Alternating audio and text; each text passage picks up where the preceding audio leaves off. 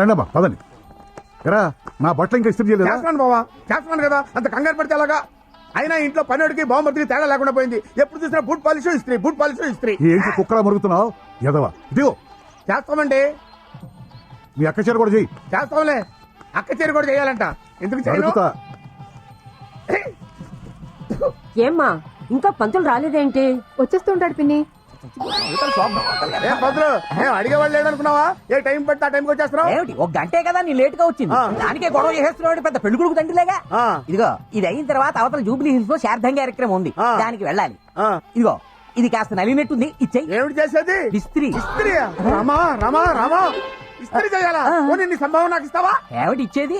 నీ స్త్రీకి రూపాయి పావలా, నా సంభావన 1116. అది ఎలా కుదురుతుంది? అది కరెక్టే. అయితే వెనక్కి తిరుగు, వంగో. ఇదిగో ఇస్త్రీ చేయాలంట. రూపాయి పావులు ఇచ్చుకోలేడు, ఇడికి ఇస్త్రీ.